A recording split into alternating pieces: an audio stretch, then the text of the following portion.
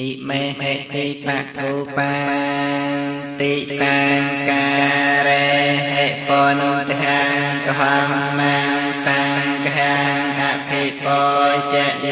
มิเมียตาเปตาตินัง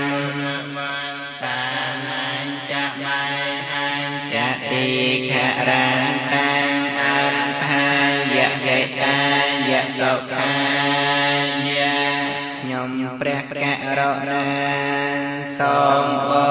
ជាចំពោះនៅព្រះពុទ្ធព្រះធម៌ព្រះសង្ឃជាម្ចាស់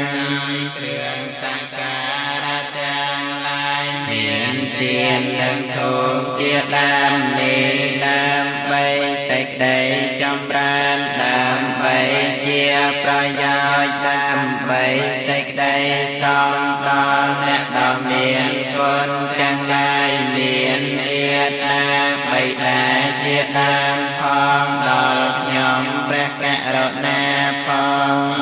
កាជាអង្គវែ